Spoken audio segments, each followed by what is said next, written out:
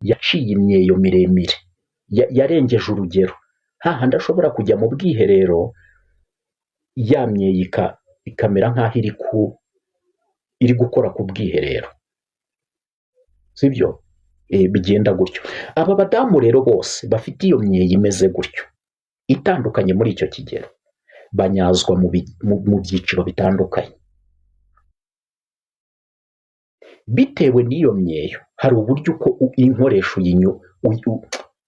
uyitwaramo, by'umwihariko abagira umwihariko ni aba bantu bafite imyeyo minini n'imyeyo wenda irengeje urugero. Turi kujyana, wenda tuvuge, sinzi nk'urugero nabaha, sinzi nk'akantu k'urugero wenda nabona nakoresha. Hari igihe usanga wenda tuvuge iyi ni imyeyo, uyu ni umweyo umwe, uyu ni uwundi, cyangwa hari ababyita n'imishino. Uyu mudamu, icya mbere kuri iyi myeyo, kanze turashaka uburyo muraza kubibona neza, cyangwa turagerageza gushaka nk'imfashanyigisho iraza kudufasha tukabyumva, kuko iyi myeyo tuvuge niba ari imyeyo, tugomba gukora ku buryo wenda uraza kubyumva neza, tugashaka akantu turi bwifashishe wenda nk'imfashanyigisho.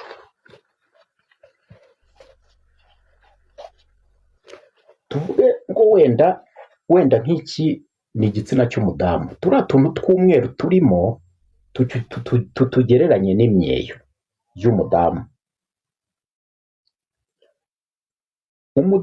Uyu mudamu ufite imyeyo, nubwo abagabo benshi babakunda, ufite imyeyo miremire,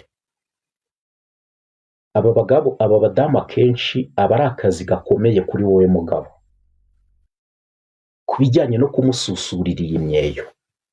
Abadamu banini baba bakeneye ko iyi myeyo uyisusura, ukayisusura mu buryo bubiri. Uyu mudamu waciye imyeyo miremire, ntabwo ndi kuvuga twa tundi tw'abakobwa ujya gufata ukajya kudufata uri gushakisha. Ndi kuvuga wa mudamu waciye imyeyo, umwe wakuruye akagwiza ikigero cyagenwe, za ngingo ebyiri, cyangwa agakurura akaba yanarenzaho. Uyu mudamu iyo urimo uratwaramo inkoresho, urimo urayobora inkoresho muri iyi myeyo, bigira uko bikorwa kugira ngo uyu mudamu utaza kumwicisha umushyukwe, kubera ko iyi myeyo ubundi ku mudamu abenshi bavuga ko ni umwambaro w'abadamu.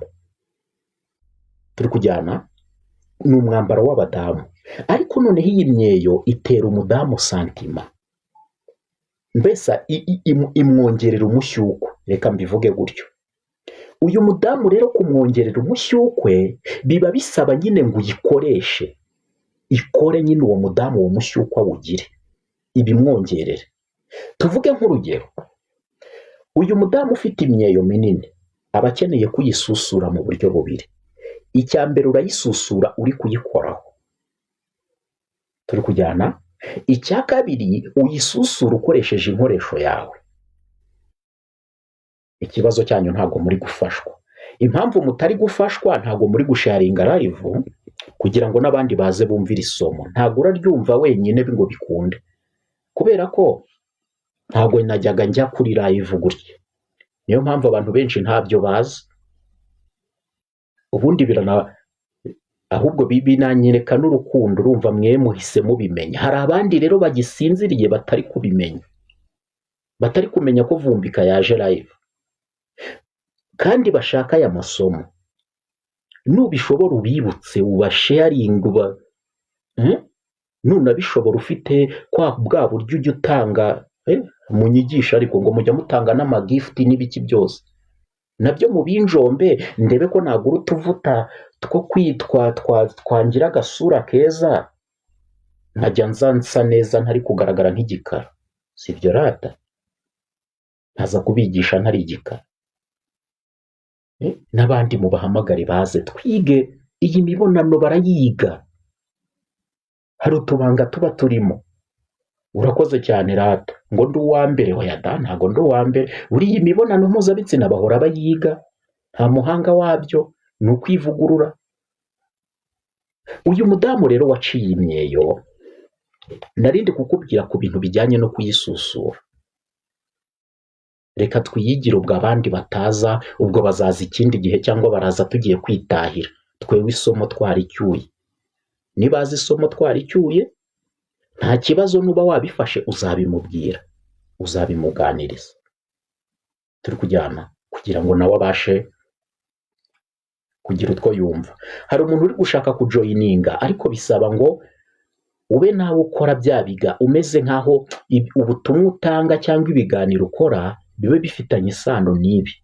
Hari ubutumwa wahereza abantu badukurikiye, ukanyandikira muri komenti tukaganira, ndi kugenda mbibona. Hari ubutumwa